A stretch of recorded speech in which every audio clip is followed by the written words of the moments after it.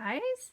My sister actually asked me about holiday cactuses, Thanksgiving, Christmas, etc., and what kind of soil they need, if it's different than other soil, etc. And I thought, you know what, I'm just going to make a quick video on this because it's a pretty common question. So for pretty much any of these guys, these ones here are Easter cactuses. These were pretty abused over the summer and got really, really dried out. These guys are really, well, at least on the underwatering side of things, they can be really resilient if underwatered and come back with just a little bit of TLC. But on the overwatering, they're not quite as forgiving. These guys are epiphytes, which means in their natural habitat they grow on trees. So that can tell you a little bit about what kind of soil that they're likely to need. They can handle more organic matter than a lot of other succulents because they're used to growing in little niches in bark and having that compose a fair amount of their growing material. But they still need a real aerated, loose growing medium to be happy and really thrive. So a mixture of kind of bark pieces, pumice, and sand. Pumice isn't really, it's not really an ingredient that would be particularly native, you know, but for us that aren't in those environments that are more conducive to their natural growth, it can be a really great additive to help with the aeration. And since they grow in really small pockets usually, they're used to drying out quickly, but they're native to Brazil and more tropical areas. So they're used to more frequent rainfalls, but not a lot at once. So because they grow in these tiny pockets and can only absorb a lot. So the good rule of thumb is to water whenever they're dry. Let them dry out and then give them a really good watering. But don't let them go too long in dry periods without having a watering. The exception to that is when you're trying to get them to bloom. And for these guys, in order to bloom, they need the days to get shorter, so they need less light. They need the nights to get cooler, so they need cooler temperatures. And generally, they need less water. A little bit of a dry period is helpful. Now, some people have them in their house and they don't do anything. They never move them. They never restrict their light or do anything special, and they just bloom beautifully. In my childhood home, or the last childhood home I lived in, the upstairs where my room was, you know, got plenty warm and almost downright hot in the summer, but in the winter, because it was a really old farmhouse and poorly insulated, the upstairs would, you know, get down to 60, 65 a lot. And so they loved it. And I never had to do anything as long as they were sitting by a cool window. Here in northern Idaho, our light automatically restricts quite a lot anyways in the fall and winter. And so it was just great conditions for them, and they would just bloom without me even ever having to think about it. Now here, the place I live now, we live in a much more modern insulated home, and the temperatures inside just stay too consistent, and they will not bloom without a little bit of help from me. So as you can see, this is my garage here, and it doesn't freeze in here. It stays, you know, in the 50s, 60s in the winter most of the time. Sometimes it can dip down, but it definitely doesn't freeze. And we have a fireplace out here, so if it starts getting too cold, we can start a fire. But having them here on this shelf, which there's a window above here, but they're kind of a little bit below, as you can see, so they're getting light, but not a lot of direct sunlight. This is an east-facing window. They're throwing out buds. Now, I staggered these guys so that I could have blooms for a while, so I just had two that bloomed beautifully, and they just finished. This one here, as you can see, is budding out in the earlier stages, and then these ones were slower. I put them out even later, so they're not budding yet, but we have a long enough winter here that I should be able to trick them just fine and stagger them again this year. Yeah, but so if you want to, if you're having trouble with them blooming, restricting their light, restricting their water a bit. I let them dry out a lot more. I let them go bone dry personally here in Idaho because there's enough humidity around them that they're not just incredibly dry. But I let them go bone dry and stay that way for a little bit, you know, before I give them, and I give them much smaller drinks instead of soaking the entire pot like I do all summer long. And part of that is because when the temperature drops a lot out here in the garage, it just takes them a lot longer to dry out. And so what ended up being a normal watering before, sorry, my kitty's distracting me here. What ended up being a very, you know, moderate normal watering before will end up being an overwatering with the cooler temperatures for me. Let's see.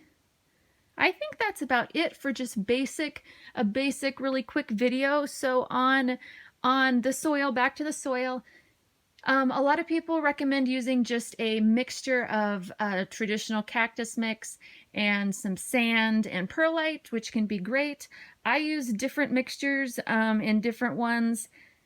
The only thing that I have really seen that really kind of stands out as a drastic difference is that they do seem to tolerate bark quite well in their soil, which is something that I generally avoid like the plague in my succulent soil. I just hate it. I don't like it at all. But of course, since these are natural tree dwellers, it makes sense, right? And so for me, using some orchid bark mixed in with mine has seemed to make them quite happy. Just keep in mind that the bark does hold the water more. So if you're having a large pot, be careful and add plenty of sand, pumice, perlite, things like that will help it drain and not hold too much moisture, because they definitely don't like sitting in wet soil for too long. And from what I've seen, they are just extremely resilient in a lot of ways for being neglected, but for being overloved and overwatered, they tend to get cranky pretty fast, and they can get some rots and fungus and different things that are kind of almost impossible to stop once they start taking over the plant, which can be really disappointing for someone, especially if they have a really big, nice plant that they've been in love with and it suddenly starts dying on them. So as far as soil, yeah, more organic material than other types of succulents for sure is well tolerated. I have some of them in a mixture of, let's see, pumice, coconut husk, and then some more traditional potting mix, which was some bark and soil, and they've done really well. What I have found makes the biggest difference is feeding these guys for me, and a tomato fertilizer, which is, I believe, the 20-20-20 ratio. Doesn't have to be a tomato fertilizer, it's just that ratio seems to really help them bloom and really excite them. So if you're having trouble with them blooming and the light and cool and water restriction hasn't helped, then yeah, try giving them a dose of fertilizer. The winter really isn't the time to feed them. You need to be feeding them throughout the spring and summer and building up their reserve so that when you have the correct conditions, they will set buds. Trying to feed them and get them to set buds right away is pretty unlikely to happen.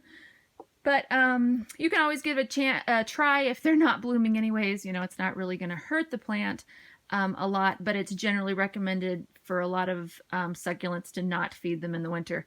A lot of succulents don't need a lot of food because they're just such hardy guys, but the ones that have really fantastic blooms tend to use a bit more of their energy. Oh, the other thing I wanted to mention is bud drop, which is just so depressing, especially if you buy one and it's just covered in beautiful buds and you bring it home and they start falling off just rapidly. That is super common and you didn't do anything wrong, most likely. These guys hate being moved after they have developed buds. So for me, with having them in the garage, what is ideal is to put them in the house in the daytime and move them out to the garage for cooler, darker temperatures at night so that they are used to the back and forth, so that when I bring them in to display their blooms in the house, because I don't want to just waste all of the blooms on the garage here, I want to bring them in that they're used to that kind of back and forth transfer. If you leave them out until they're fully blooming and then try and bring them into a completely different environment, whether that's from the store to home or from a greenhouse inside or a garage inside, you're gonna be probably pretty disappointed on the amount of buds that actually open.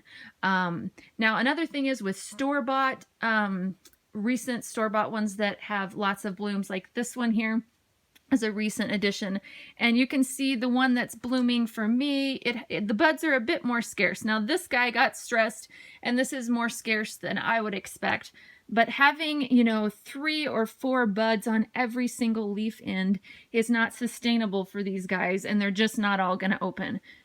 You'd rather have fewer higher quality buds that are going to open and go all the way to maturity than just tons of buds that aren't going to open. So a little tip when you're buying, more buds necessarily doesn't mean a healthier plant. It may just mean that the plant was forced to do that, and it may take some time to recover from that, or a lot of them may drop. But to minimize drop, like I said, keeping them in the same type environment to where nothing changes, even moving in the same environment from one window to another can make them drop. They can just get really cranky. So if that's happening to you, don't panic. Just try and find a place where they're happy and leave them there if possible. And if it's not possible to leave them there and have them bloom, then try and rotate them in and out of the house, or in and out of a closed, darker environment, and then back and forth so that they're used to that, so that when they bloom, they're not getting a shock when they're completely moved to a new environment. Alrighty guys, that is it for today. I hope you have a fantastic day and happy growing.